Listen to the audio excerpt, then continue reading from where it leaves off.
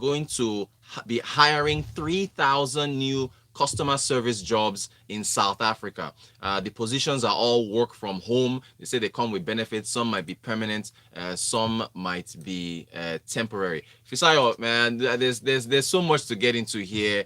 The conditions that allow them to hire, whether it's COVID-19 work from home that is pushing.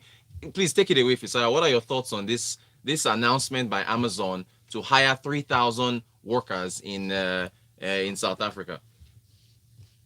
I mean, so for me, I think that news like this just highlights what Nigeria could be. So for me, it's always happening when I hear things like this, and I thought, yes, Nigeria could be this. It's the same way I think around customer service. I use a bank that has a customer service pool in India. So when I call, the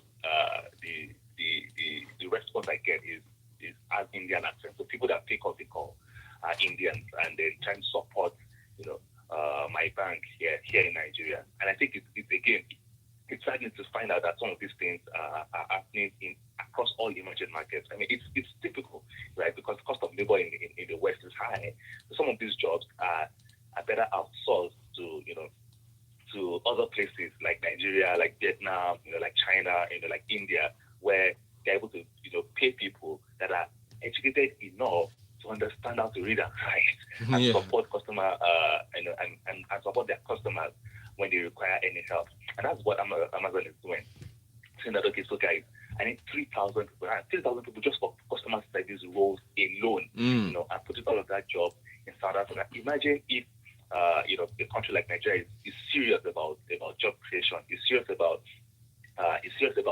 supporting blue collar workers as the case might be, and then putting all that is required in place to ensure that some of these jobs can be outsourced to Nigerians, and and what is required to have those things happen. I mean, simple basic education, simple basic power, simple basic just trust issues around creating all of these enabling environments to ensure that when people come and set up business process optimization platforms like these in your countries, they have all the support that they require, from a governance, from a operating environment Mm. type, level, right? Yeah. I mean, from reading the story, right? Amazon is adding 3,000 new jobs, but guess what? They already had 4,000 there before. Mm. Wow. Wow. Wow. Wow. Do you Wow. understand? Yeah. So it's taking the job up to 7,000 from a single company. Right. So it's not just about, okay, Nigeria is going to create 10,000 jobs next week. No, these are the ways to create jobs. It's not just, okay, yeah, jobs created, Yeah. how to Exactly. create jobs, right? Yeah. Yeah. It shows commitment. It shows you have to be deliberate about job creation. And Mm. then, I mean, I use that word. I don't use that word lightly because it's not just about creating. Because you're not speaking job into existence. Yeah. You're doing stuff to ensure that people feel comfortable hiring your people. Mm. I think it's a challenge for us. It's a challenge for all of these administrations to ensure that yes, we do what is required, what is necessary to ensure that some of these things can be done. And of course, it's not just about customer service jobs, right? Yeah. There are things around contract manufacturing, garment industry. There are a lot of people, places where all of this. I mean, some of the biggest brands, Louis Vuitton, they manufacture from all of these, emerging markets because it's cheaper for them to make this to manufacture from there. Yes. We're talking about devaluation. It's an export-based economy. Devaluation is an advantage to us. That's why some countries are shouting that yes, China is manipulating their currency because they want their exports to be cheaper. Yes. So devaluation is in itself not a bad thing. Mm. If you are an export-based country, but of course because you are import-based, you don't manufacture anything. You can't manufacture clothes, you can't manufacture toothpick. You can't do customer service for other people. Exactly. You'll be expensive because you're importing all of the work they're doing. Mm. But if you're manufacturing for contracts, you're doing all of these things. Devaluation makes your export cheaper, and of course boosts your economy further. And that's what we don't understand. But again, I'm just tired of having to say the same thing when it's clear as day that these are the steps we need to take, but we're not taking it to Mm. ensure that we do what is required to set this country in the right path.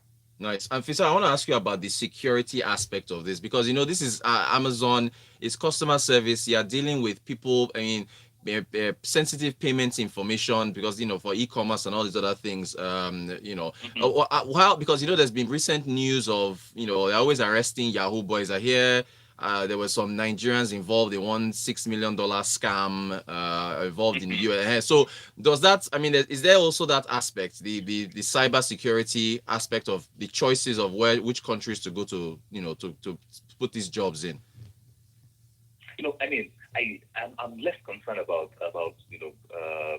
cybersecurity, because the truth is that irrespective of which country you put your customer support team in, I mean, if you want to do scam, you still be scammed anyway. Like, Yeah. I mean, they will still attempt to, right? So your job is as a firm is to ensure that, yes, your customer service people are armed with the requisite information that would allow them to support genuine customers, and of course uh, pretentious customers, or customers that are trying to just be, to play a fast one on you, right? So that's what it is. So it means that you have to do the work that's required. And then sometimes these things are just,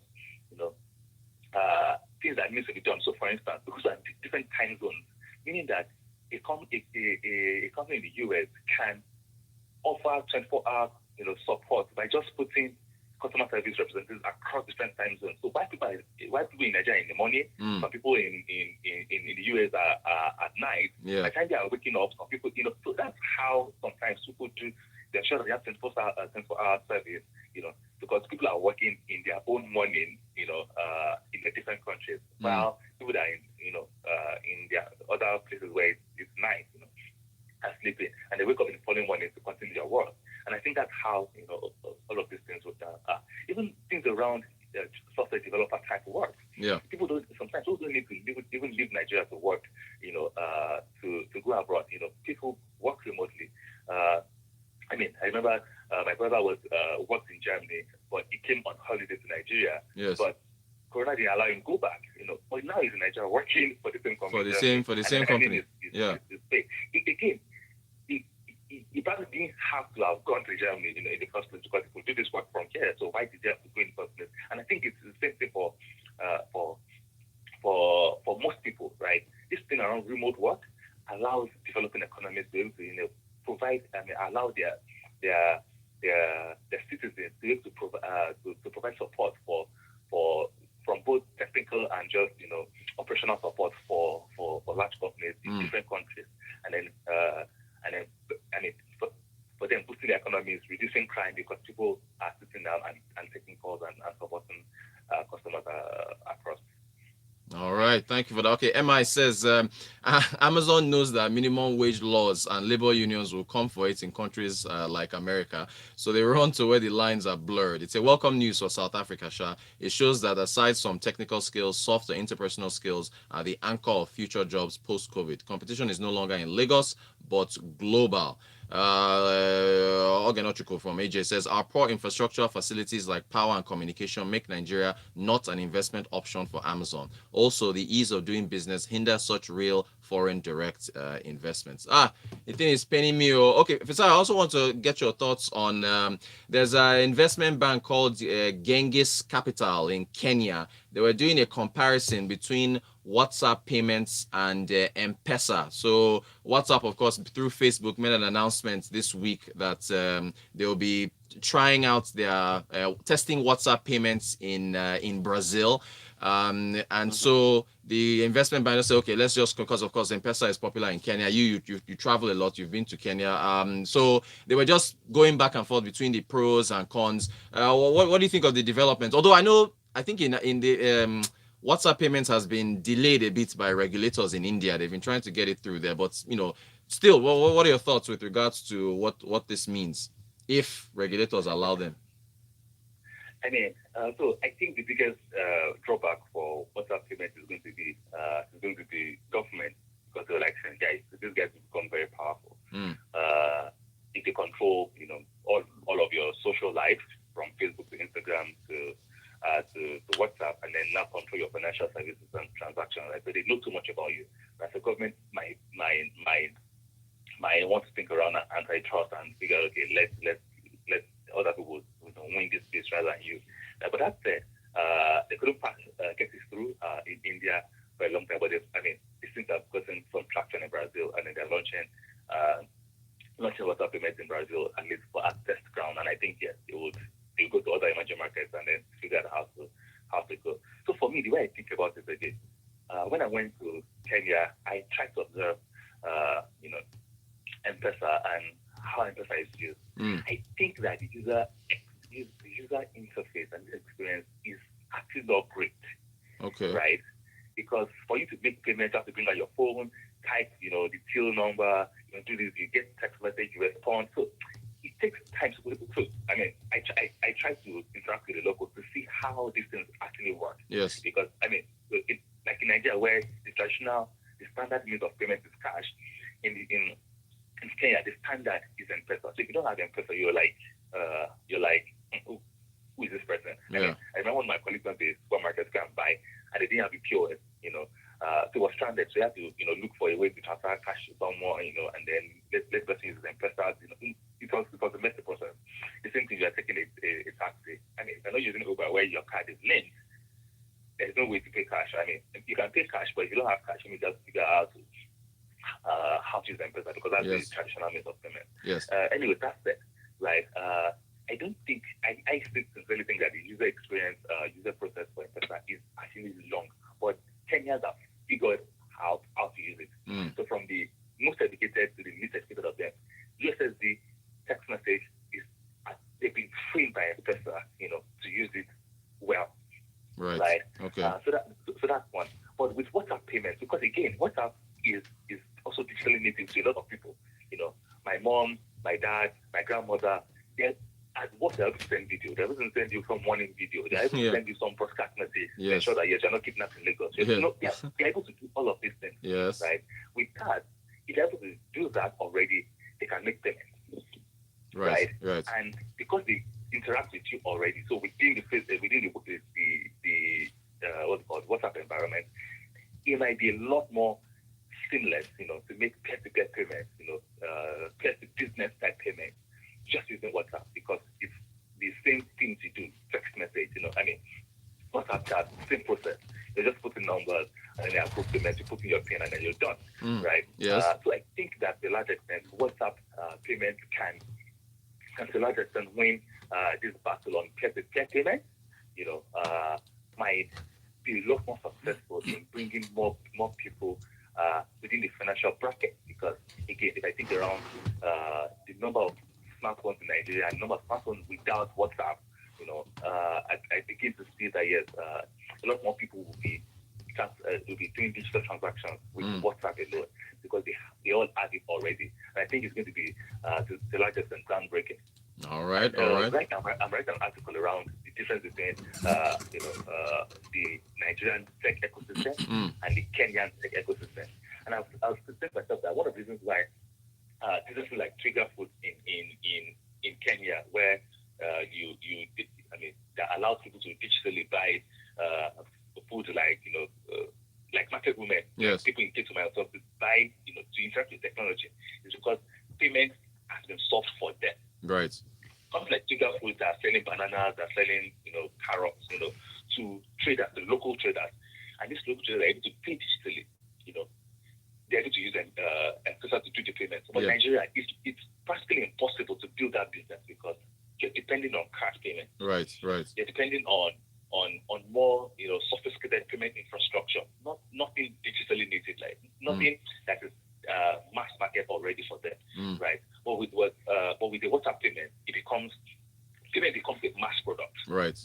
And of course, can build other digital business on top of that. On top of that. I think it's very interesting. Nice. I think the key is just making it a mass product. Abi? To make it easily accessible. I didn't get to Prince. Can you start with Prince's message? Prince says many organizations in Nigeria, including mine, are now recruiting people that are working remotely from outside Nigeria due to COVID. My head of HR is in America. The head of project is working from Zimbabwe. These fellows have never stepped foot in Nigeria since appointment. They are getting paid in dollars. Just like that. See that? MI says Fisayo is spot on. First he said, I read that one. Yeah. Okay. Fisayo is spot on. A certain old brand came into Lagos and were expanding exponentially. Little did they know that Egungun was heading to the express. In developing countries, politics and economics are joined at the hip. WhatsApp may be better, but it may knock out competition, and no governments will love that. Benga Komu says these are jobs that could give that could have come here if we had the infrastructure to support it. We have the manpower, Sha. Yeah. Shani says the launch of the digital security control room by your state government yesterday should make news on Tech Friday. Don't Oh, you I think missed so? it, Chenny. Thank you for that. Thank you for that. Again, cybersecurity is a serious issue here. Okay, 2 minutes. Fisayo, really quickly. Facebook took down some Trump ads. They said it violated their policy on organized hate. The floor is yours for 2 minutes. We want to get your thoughts.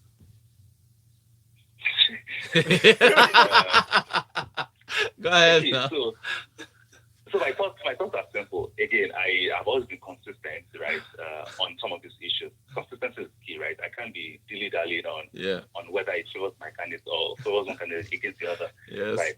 I've always said it and over again and over again. I think it's irresponsible, irrespective of how once you look at it, for platforms like this to be taking stands against candidates, against taking political stands, a lot of time. And I think it's irresponsible for that to happen, right? People should be given the opportunity to make their decisions around, okay, this is how I want to consume information, I want to consume, this and that. I didn't hear Facebook take down, some other candidates when they say things around, you're not black if you don't vote for me. I mean, that's irresponsible statement. Nobody stood up to say that that's fake news. That's fake. It doesn't make sense. Yeah. Or you've taken a stand against the candidate over another, and I think that's just unfair and that's so irresponsible. Fisayo, point of correction. Facebook says they took down Trump ads for violating policy against organized hate. The symbols were Nazi symbols. They said those upside down triangles were Nazi symbols used for identifying people in concentration camps. So what if somebody doesn't know about that and they don't know it's against policy? Aren't they right to take it down? No, they're not. Look at that. Come on, Fisayo. Well, thank you for a wonderful conversation. We run out of time, Oga. We run out of time.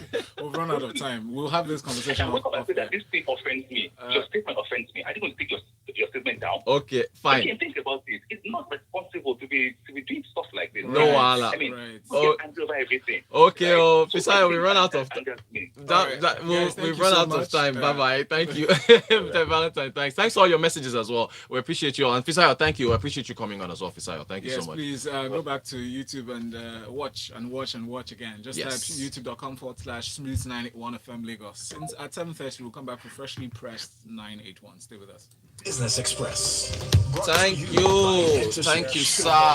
Good one. Transaction solutions you can depend on.